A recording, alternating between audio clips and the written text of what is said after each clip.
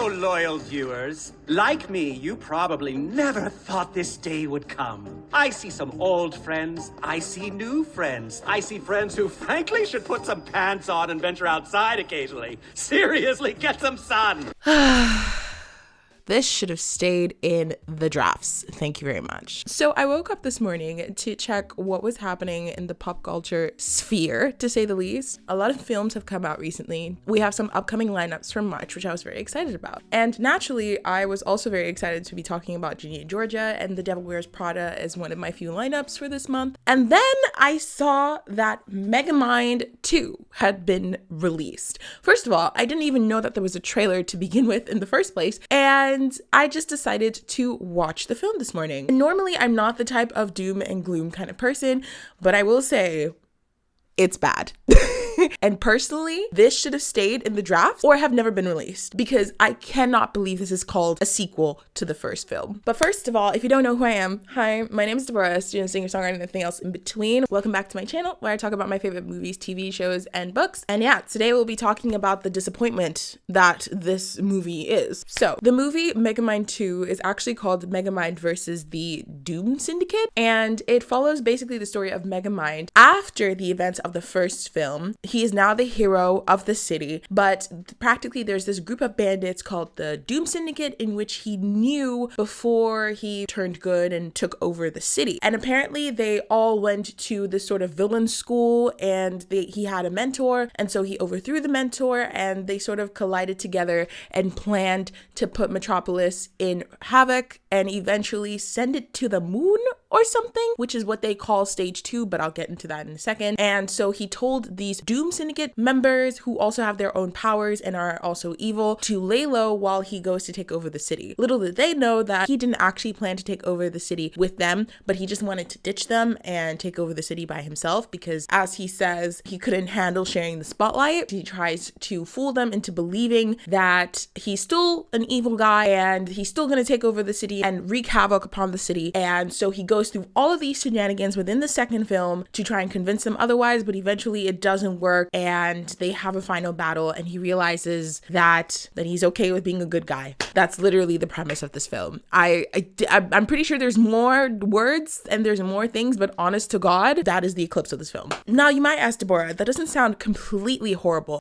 It is. Just to show you how bad it is, I watched the first 20 minutes of it and I thought to myself, normally if a film has a really, really good story, you could skip 20 minutes and be completely confused as to what's happening, and it will make you want to go back, right? I do that as a test with certain films to see if it's actually worth my time. I did this with this film. I skipped from 21 minutes 39 seconds to 42 minutes, and it still came back to a similar scene that I actively left, where they were still talking about this stage 2, except 40 minutes later, he finally explained what it was. But you're telling me within that 20-minute time span, things happened that didn't even change the film to any sort of important degree. It was just filler. But let me get into more detail. So let's start with the introduction, because that is the first thing that actively glares at you, and that's when you have the feeling that something is wrong in this film. The introduction is how you present this film to viewers.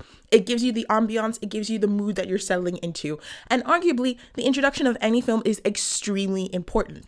So you can imagine when the introduction is this. Hello, loyal viewers. Like me, you probably never thought this day would come. I see some old friends. I see new friends. I see friends who frankly should put some pants on and venture outside occasionally. Seriously, get some sun. I don't know how to explain it well, but the first thought that I had when I was watching this film was that introduction feels like an introduction that you would have to a video game of Megamind rather than an actual film. Maybe an introduction also to a Disney animated short. Completely random example. But if you watch Tangled, animated web series that is on Disney Plus, that intro is better than the movie we got.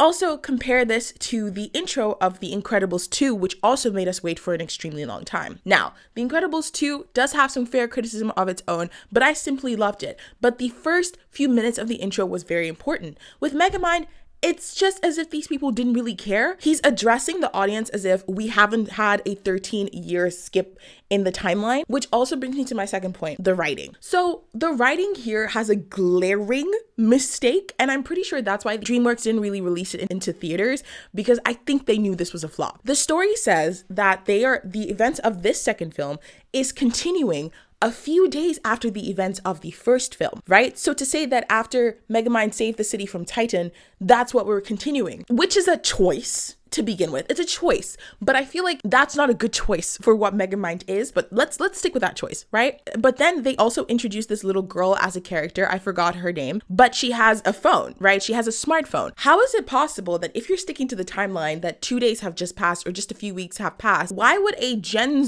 clear Gen Z little kid be holding a smartphone that has a streaming service? Because she says that she's a streamer. She says that she's built a fan club. That timeline doesn't really make sense. How can this have happened 2 days after the events of the first film? Which tells you that the writers who wrote the story did not see that as a mistake, or at least did not care enough to correct it. It doesn't make sense for you to have modern day elements in a film and then say that this film that was released in 2011, yeah, this event just happened 2 days after that. That doesn't make sense. There's been a 13-year time skip, and you can't include social media here in something that was released in 2011 where streaming wasn't really that big of a deal at that time. And for especially so accessible to a young girl, that doesn't really make any sense. And also the jokes. Now, originally in the first Megamind, there were a lot of funny, kooky, uncanny moments that really worked and what made it such a fun film to watch, even as an adult to this day. And the writing here, I don't know who the writers were for this film. They need to be fired expeditiously. The writing felt so elementary, as if it was for little children, like 10 to 12 year olds, not even 15-year-olds, 10 to 12 year olds, because this is not for an older audience. This writing feels so elementary. The jokes do not land. There is no nuance or understanding to the characters. There is no depth. There is nothing, especially because Megamind, the way that it was a movie that could be enjoyed by both children and adults because it had so much nuance within the story and within the writing. It wasn't just a comedy, but it was also something that was relatable to as an adult. Like, you could write a video essay on the premise on the first Megamind, this kid who lost his parents and was trying to navigate his way through the world. Like, you could take it from a kid's lens to an adult lens. This film, I didn't even want to finish it. It felt like it wasn't written for an adult to watch at all. It felt like a Disney Plus kids web series, which leads me to my other point. Who was this made for? I originally thought to myself when I was watching this whole entire film, this could not have been made for an adult. And it's kind of sad because it feels like DreamWorks did not recognize their core audience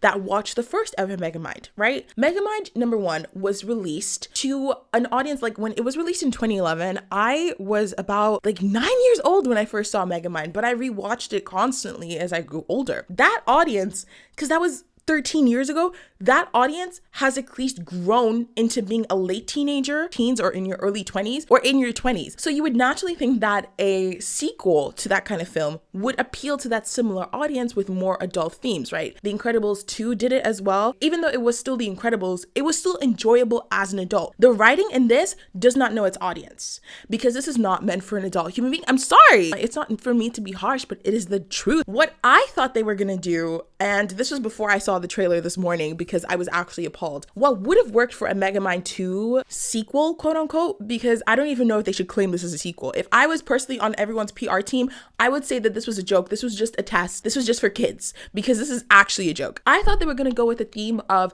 okay, Megamind has been 13 years of him trying to be a good guy. He's been saving the world, but over 13 years, maybe he gets married to Roxanne or something. I'm not really sure. And over those 13 years, he's been getting praised for being a hero, but he doesn't feel like it on the inside because he still has that kind of trauma from when he was a young boy, and he's still grappling with that. And now he's dealing with his dark side still, because his dark side hasn't really disappeared, because that's not how human beings, or at least people, work. I thought they were going to give us like a montage of everything that has happened over 13 years, give us some dark ambience or something, and how he's actually feeling, give us moments of conflict within himself. No, they did not do that. They gave us a montage in which he explained what happened the last time. It's honestly a disappointment. They could have done so much with this. Also, one of the reasons I say this feels like an animated short is, let me show you this clip. I'm an actual knight, which is also super dark. But is it dark? How is that funny? How is that funny? The animation at some points were very, very clunky. And what I mean by clunky is that at some points, like everything felt a little bit stiff, which when I watched the first film again, because I really needed to see what the hell was going on, the animation in 2011 was better than the animation in 2024. And you can see that specifically when you zoom into the characters. You can see it sometimes where there are certain characters, like with Roxanne, the same thing happens where her hair stays stiff, but her body also moves differently, versus the first film where Roxanne's like whole entire movement was very precise. You can see that there was so much effort put into every single one of her frames. Now, I'm not an animator, but you can see the effort was put into the first one. When you look at Megamind, he doesn't feel like the same Megamind that was in the first film. It feels like a decoy. So speaking about Megamind, one of the reasons I refuse for this to be canon is because it feels like there's been an assassination of Megamind's character. This whole entire film literally happens because he is scared to tell the other like Doom Syndicate members that he's not good anymore. And so the whole film literally goes through that, like where he becomes a pushover and they do whatever they want in the town and they have to save the town, instead of him just telling them that he doesn't want to be part of the Doom Syndicate anymore, which betrays Megamind's first character that we experienced in the first film. Megamind from the first film did not care. He didn't care enough. Like, if you're pissed, you're pissed. That's your problem. Let's fight. Like, why would he be scared to tell the Doom Syndicate? Well, what does that matter? Did you forget Megamind's character? And then finally, the voice acting. The voice acting is also a little bit off, I'm not gonna lie. Like, the voice acting, it doesn't really match with what we're watching. So sometimes it feels a little bit strange. I don't know how to explain it well, but for example, like sometimes Roxanne would talk, but she kind of sounds like she doesn't really have any life in her. And then with the animation being stiff, it doesn't feel like Roxanne. Same thing with Megamind. It's just not working. But I don't know, you guys. You guys can let me know how you feel down in the comments below. I just wanted to give a short review while I go back to my longer video essays. You guys will be receiving that very, very soon. Also, Damsel is coming out on Netflix, I think on March 8th. So I'm very excited to review that because I want to see what that film is about. Comment down below how you guys are feeling. I personally am just a little bit disappointed that this is what I woke up to this morning to find. So anyways, I hope you guys like this review. Also, let me know if I should comment on Dune. Thank you guys so much for watching and I will see you guys later. Okay, bye.